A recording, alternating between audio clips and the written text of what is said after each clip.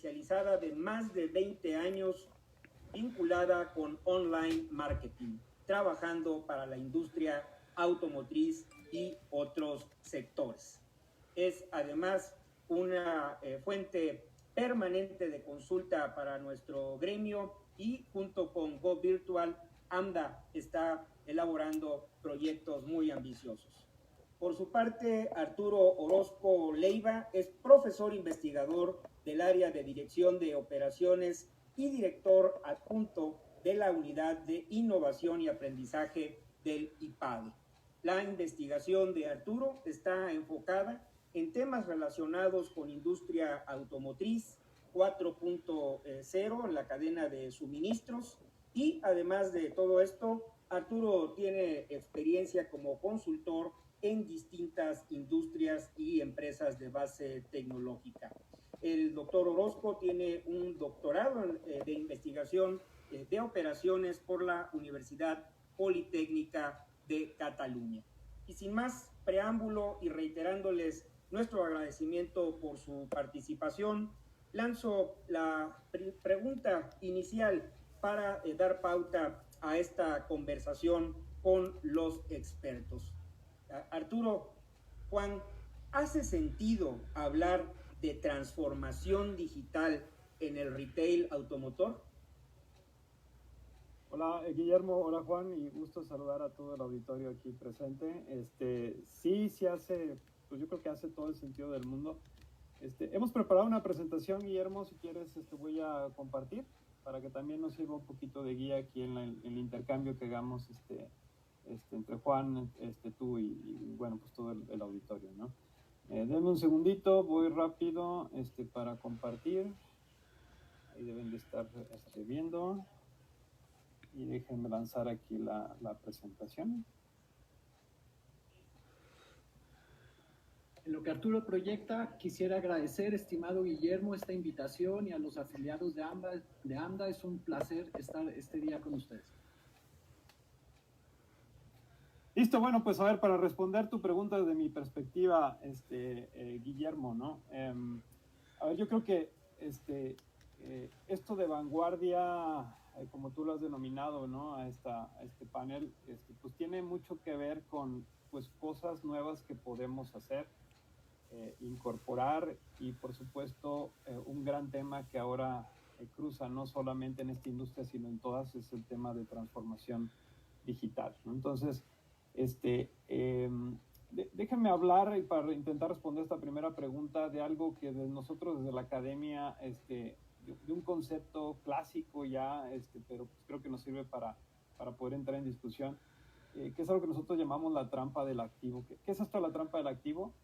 Normalmente una empresa de corte industrial tendrá un balance general en estado de resultados parecido al que ustedes observan aquí.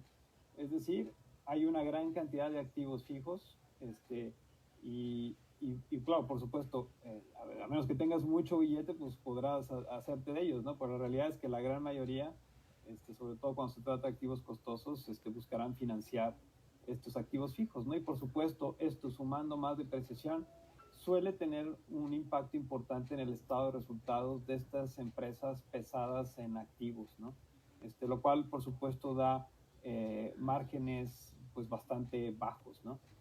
Esto es, por supuesto, el típico caso de una industria que ustedes conocen bien, que es la industria automotriz.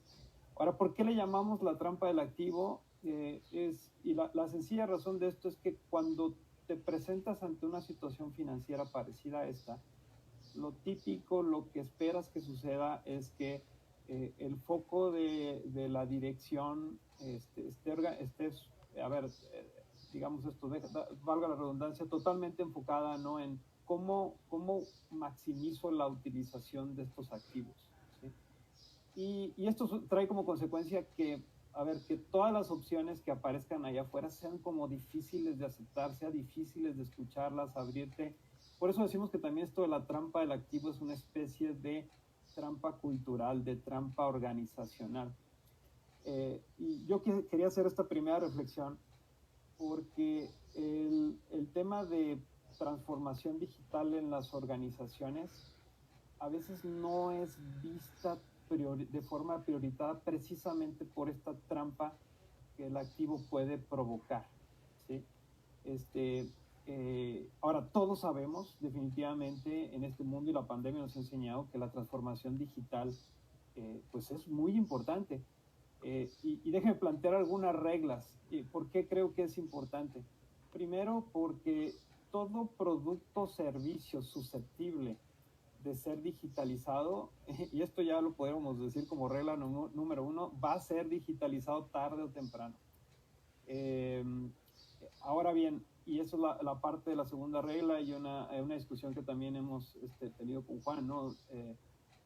Un proceso de digitalización en el cual no esté contemplado el uso de la información no tiene absolutamente ningún sentido. Por lo tanto, entonces, si nos embarcamos en este viaje, pues lo más importante es ver qué hacemos con la información, ¿no?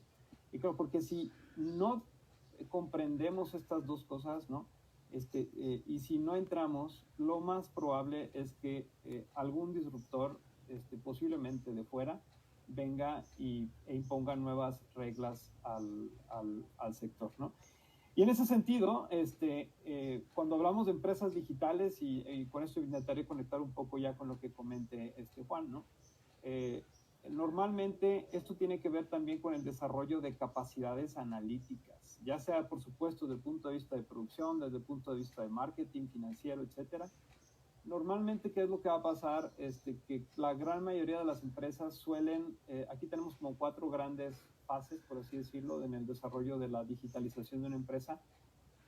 La gran mayoría de las empresas suelen quedarse en la fase 1, fase 2, ¿no? Donde pues se monitorea, se hace recolección de datos, quizás se utilice de alguna manera para hacer alguna optimización y lograr alguna medida de eficiencia, pero muy pocas dan el siguiente paso, el cual por supuesto está más conectado con la forma en la que se trabaja y cómo esa forma puede impactar, incluso modificar de forma radical el modelo de negocio con el que se está trabajando. Y me parece que ese es el principal objetivo de la digitalización, entender que esta nueva forma de trabajar, esta nueva forma de vender autos, por ejemplo, quizás sea muy distinta, ¿no?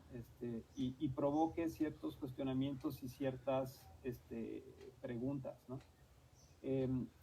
Porque, a ver, aquí hay como grandes mitos también respecto a transformación digital. Pongo algunas ideas también para ya dejarle la palabra a Juan. Primero, transformación digital pues es un proceso, es algo importante para la organización, ¿sí? Aunque no necesariamente todo tiene que ser digitalizado, hay que decirlo, ¿no? Y quizá ahorita hablaremos un poquito de esto. Pero lo importante aquí también es entender que no necesariamente tampoco implica que hoy transformación digital estemos hablando de, no sé, tecnologías de ciencia nuclear. No, basta con que comprendamos cuáles son esas, digamos, factores operacionales básicos, ¿no? Y en los cuales podamos hasta incluso montar tecnologías relativamente básicas que nos permitan hacer cosas, ¿no? Pero muy importante, por supuesto, el liderazgo, que esto que debe llegar siempre a la alta dirección en estos procesos, ¿no? Porque lo típico es pensar, por supuesto, que mira, si algo va bien, mejor ni le muevas, ¿no? Y cuando pensamos de esa manera, por supuesto, la probabilidad de que realmente venga alguna disrupción, alguna transformación en el modelo de negocio, pues es muy baja. Bueno, Juan, no sé qué opinas. Coincido totalmente, Arturo. Y siendo realistas, pues ya todas las organizaciones del sector, todas las empresas en el sector, estamos inmersas en esta transformación. Lo que hay que distinguir es en cuál nivel de inmersión estamos dentro de estas grandes tendencias. Vemos en las redes de concesionarios, en las estrategias de las marcas, niveles diferentes de maduración, lo cual está bien, depende de la estrategia y qué es lo que se quiere lograr. Desde la óptica de Go Virtual, estamos trabajando mucho en hacer una lectura de hacia dónde van estas grandes tendencias. Y sabemos que hay al menos 5 grandes disruptores en este momento que están impactando el futuro de la industria. El primero, y se hablaba en la conferencia de Guido, es muy importante lo que sucederá en los próximos años en términos de autos eléctricos. Llegan a cambiarse las reglas en el lado de la oferta en la industria. También todo el tiempo estamos escuchando de nuevas propuestas de valor en lo relacionado con movilidad, formatos diferentes de tener el uso de los vehículos, más tal vez no necesariamente la propiedad del vehículo. Ahora, también en el mediano y en el largo plazo podemos ver que va a haber grandes cambios ante los autos autónomos. Esto llega a modificar muchas reglas importantes de la industria y yo diría que una de estas macro tendencias que iniciaron hace ya varios años y que estamos inmersos totalmente en ellos tiene que ver con la conectividad de los vehículos. Ya hoy en día nosotros como consumidores, sin darnos cuenta tal vez todo el tiempo, pero nuestros dispositivos móviles y los vehículos conectados están transmitiendo datos que son interpretados por diferentes tecnologías, compañías, para ayudarnos en nuestro día a día, para tener experiencias satisfactorias a lo largo de nuestras actividades. Y yo creo que la quinta tendencia, macro tendencia, en la que también ya llevamos bastantes años trabajando, tiene que ver con la digitalización en el Customer Journey, en el proceso que vive este cliente, este comprador de autos, desde el momento en que tiene este impulso sobre la necesidad de un vehículo hasta el momento de adquirirlo y después toda la experiencia como propietario del vehículo. Entonces, yo creo que respondiendo la pregunta que nuestro estimado Guillermo nos hace todo el sentido del mundo profundizar en nuestro entendimiento sobre desde qué ángulo vamos a abordar la transformación digital en nuestros negocios y con qué propósito. ¿Qué opinas, Arturo? Totalmente de acuerdo. A ver, esto es alguien por aquí, alguna vez escuché, decía, a ver, digital es el presente, digital es el futuro, ¿sí? Y la vida digital ya forma parte de nosotros, nos guste o no, ya tenemos esta vida digital, y eso significa que los clientes la tienen. Y por lo tanto, pues por supuesto hay que ver entonces cómo entra esta última parte que mencionas, ¿no? Dentro de toda esta jornada, este Customer Journey, que por supuesto es tan valioso para todos los aquí presentes. Ahora bien, en este marco de conversación, quiero lanzarles la pregunta tanto provocadora también para nuestro auditorio. ¿Qué tan en serio se tienen que tomar la transformación digital todas las empresas en la distribución de automotores, el negocio a cargo de los asociados en AMDA? Mira, si quieren, no sé si me ayudan a regresar a la presentación. Porque, a ver, yo creo que para responder esa pregunta hay que ver cómo está cambiando el entorno competitivo, Guillermo, no solo para la industria automotriz, pero para todas las industrias en general. Y quiero llamar su atención sobre algo que, por supuesto, en el IPAD hemos venido estudiando mucho, ¿no? Que es este tema que nosotros llamamos plataformas, ¿no? Y bueno, pues que es un tema que todos formamos parte de alguna de ellas, las típicas, por supuesto, Google, los Facebook, ¿no? Amazon, etcétera, ¿no? Pero lo que ha venido pasando con esto es que esto ha fomentado un cambio de paradigmas, y déjenme pensarlo o ponerlo en una parte o de una perspectiva más conceptual. La industria automotriz, así como la aeroespacial, metalmecánica, etcétera, etcétera, funciona en lo que nosotros llamamos modelos tubería. Es decir, un modelo tubería es aquel en el cual yo compro algo a mis proveedores, ¿no? Una serie de insumos, luego tengo un proceso de transformación, con esto tengo un producto, y luego se lo vendo a un cliente, quizá acompañado de algún servicio, ¿no? Y con el producto de la venta del dinero, con el dinero producto de la venta del producto al cliente, le pago a mis proveedores. Ese es el modelo tradicional con el que se ha hecho negocios toda la vida. El problema es que ese modelo está ahora, digamos, un poco en tela de juicio, ¿no? Y muchos lo están cuestionando. ¿Por qué? Porque empiezan a surgir estas plataformas, ¿no? Y la plataforma, a diferencia de un modelo de tubería, pues como lo sabemos quienes hemos participado en ellas, no es un comportamiento lineal, es un comportamiento quizás hasta cierto punto caótico, ¿no? Lo que buscan las plataformas es conectar clientes con alguna necesidad, con productores u ofertantes de servicios, ¿sí? Con algunas reglas quizá, pero lo más digamos, interesante de las plataformas es que crecen de una manera brutal, ¿no? Y déjenme ponerles un ejemplo aquí, por ejemplo, Netflix, ¿no? Aquí ven el número de suscriptores, número de choferes en Uber, por ejemplo, eso también es un modelo de plataforma, basado en plataforma, o por ejemplo, el número de hoteles que están ofertados, o bueno, más bien, sitios para hospedarte en Airbnb. Entonces, todo esto funciona en base a plataformas y como ven, pues es un modelo completamente distinto, ¿no? Ahora, lo importante aquí es entender por qué estas plataformas son importantes y el gran reto, yo lo que creo es que como industria tenemos que entender cómo nos montamos a esto.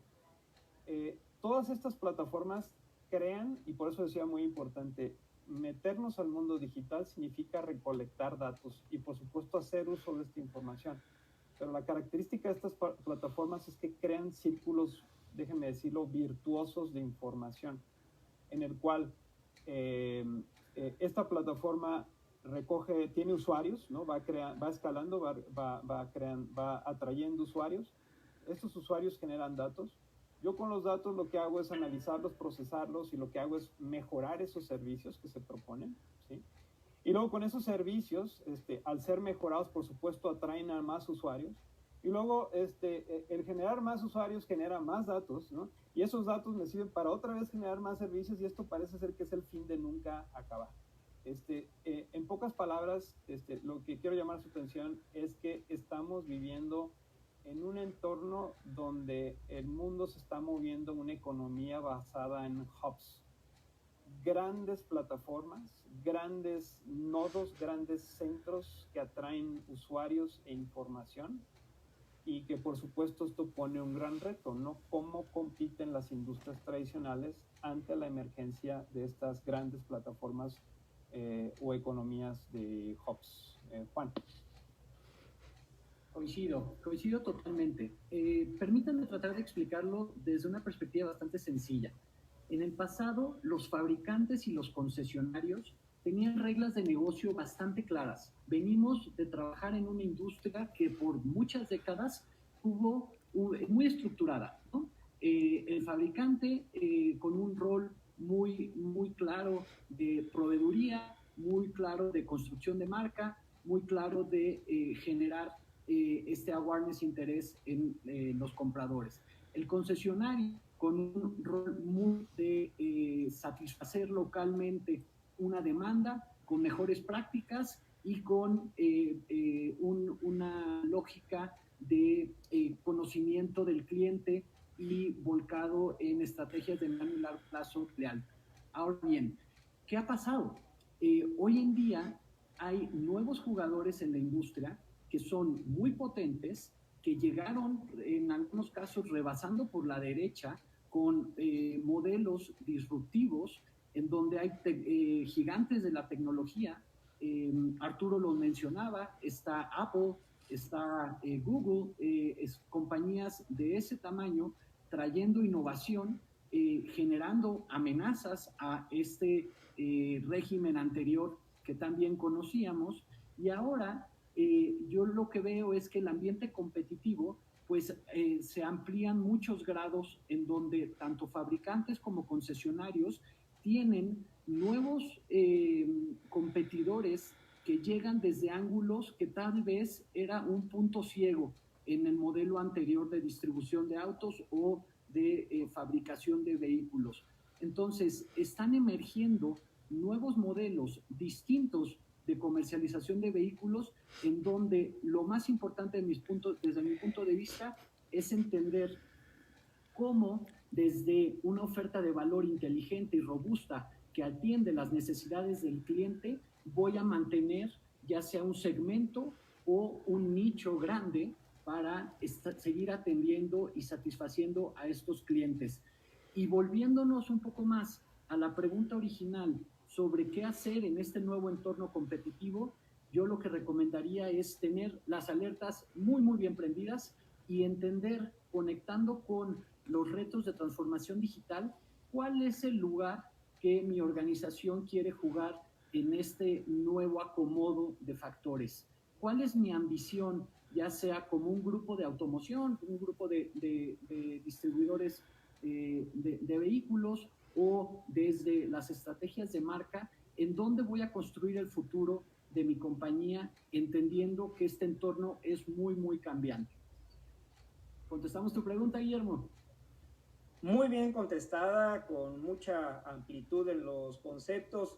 Y dentro de lo que ha sido esta introducción, este análisis desde el punto de vista tanto teórico como también en la experiencia del negocio de la digitalización en el comercio automotriz, quisiera enfocar qué es lo que tenemos que realizar en lo inmediato para poder mejorar la experiencia de compra del consumidor de un vehículo dentro de todo esto que se ha abordado esta mañana, los ecosistemas digitales, y dentro de este foco que debe de ser siempre el comprador, el cliente, el consumidor, cómo vamos a abordarlo desde la instrumentación en las empresas de distribuidores de automotores.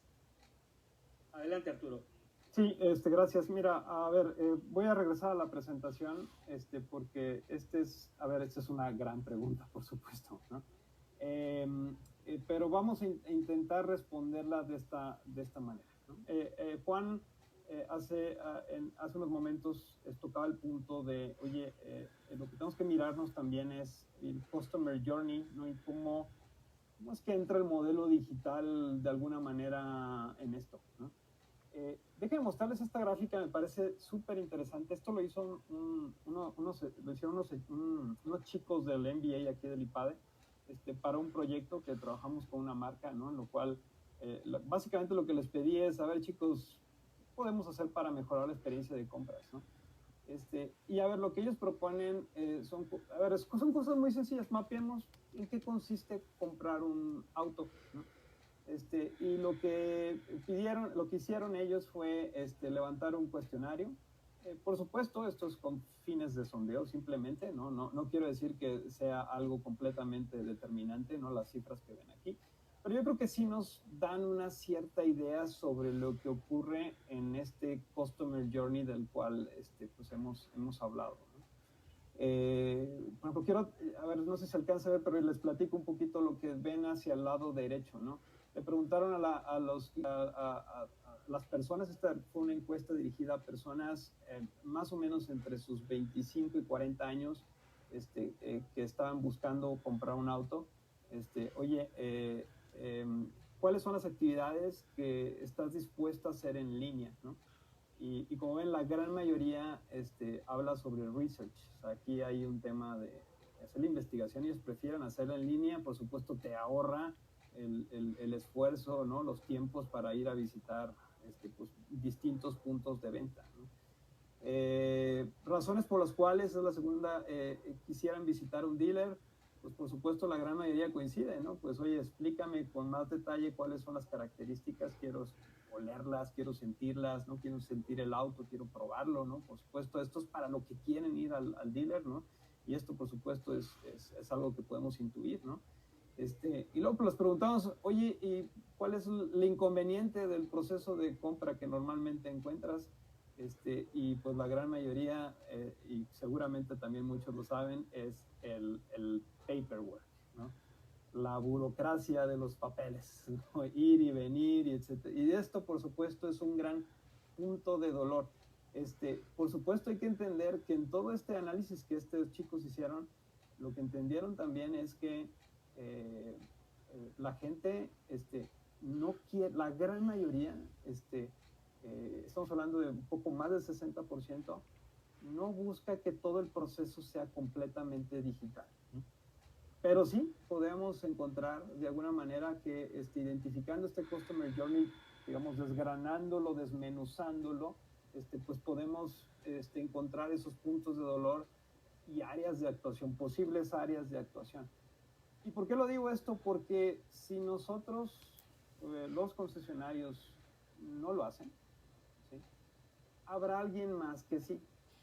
¿Sí? Y esto es solo para ponerles un panorama, porque lo que está sucediendo no solo en la industria automotriz, sino en un montón de industrias más, es que hay un montón de startups que se han dedicado a mapear el proceso, el Customer Journey end-to-end.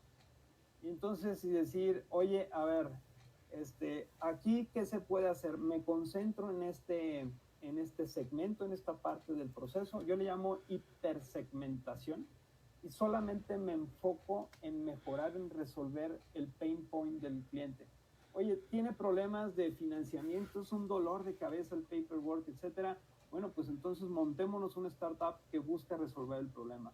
Oye, el cliente, ya lo mencionaba Armando hace algunos en minutos de su presentación, se ha incrementado la cantidad de tiempo que tiene que ahorrar, meses, ¿no?, para poderse comprar un auto.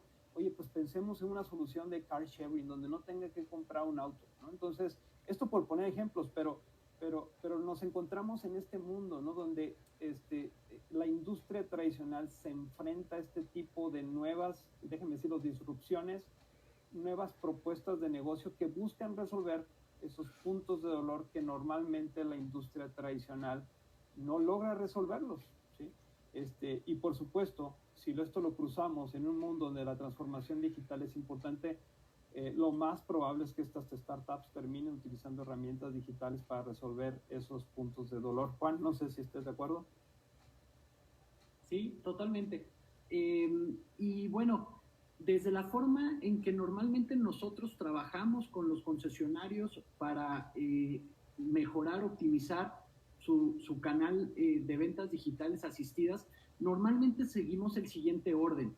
Y estoy seguro que el día de hoy tenemos un volumen muy elevado de líderes de los equipos de los grupos automotrices en México, y espero que esta recomendación sea de utilidad.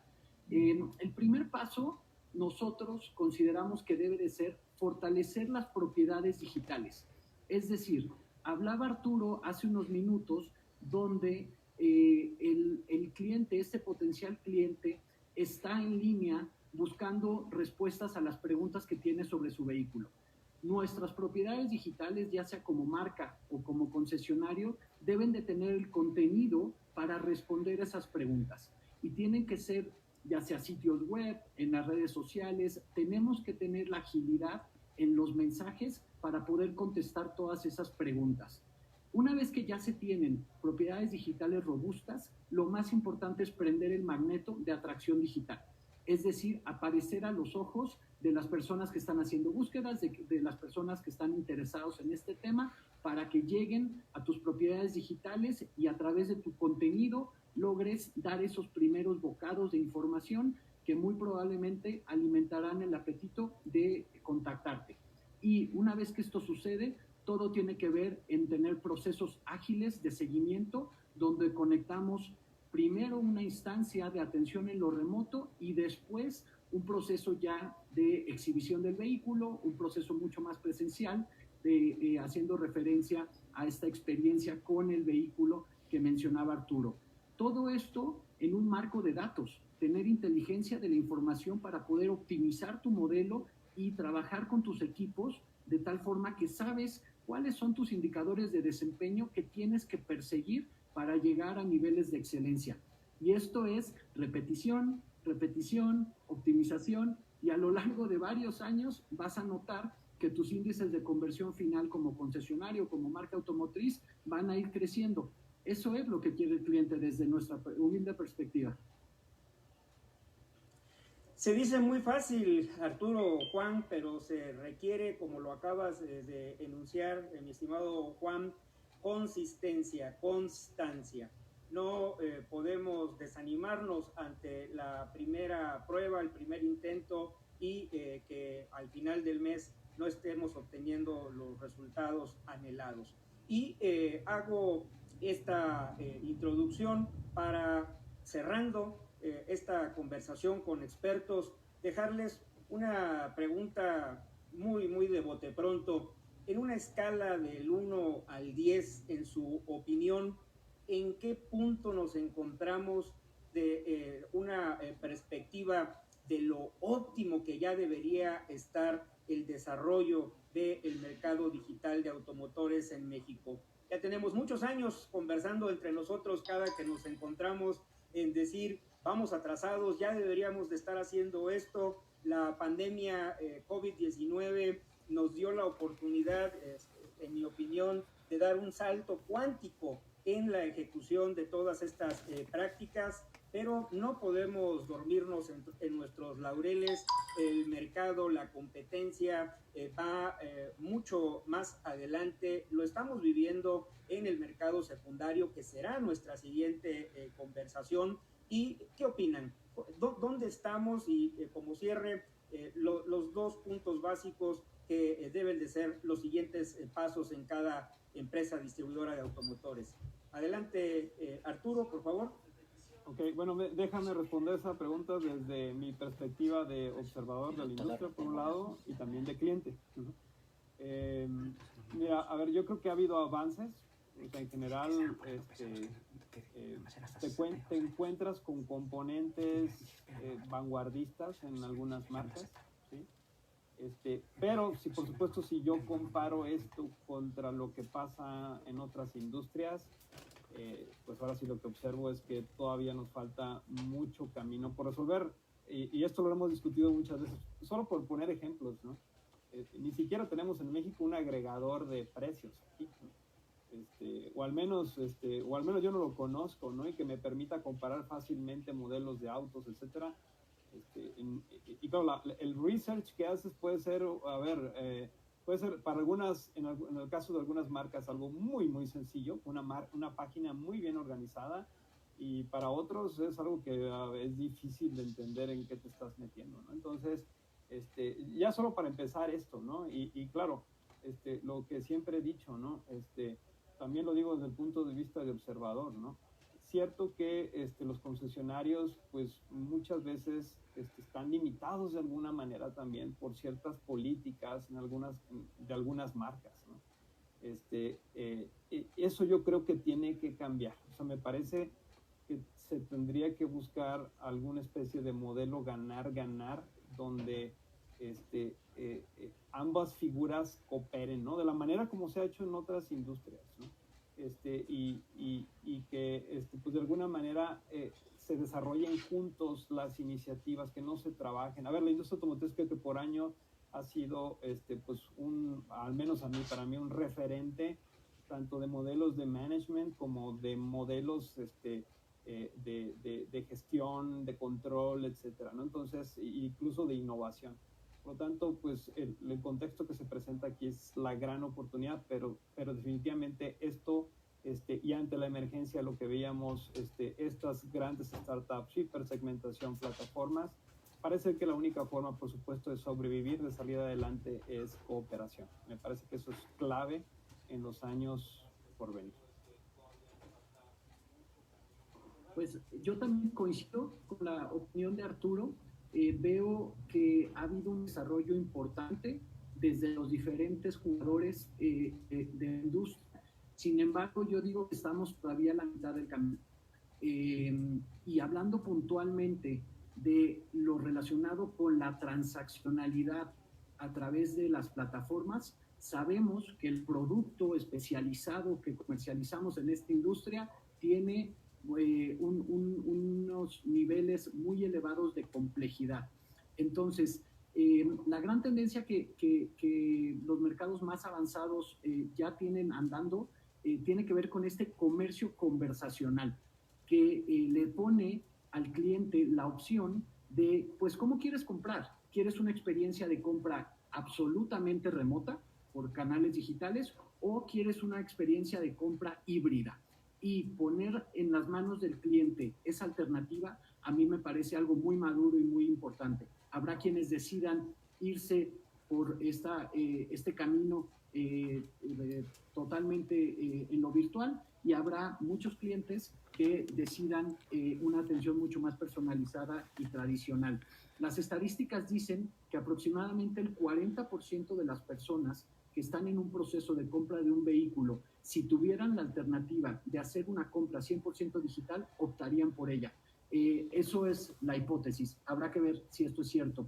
Y para cerrar el comentario, yo creo que el mayor reto que tenemos en la industria tiene que ver con la forma de conectar los datos en todo lo relacionado con el financiamiento.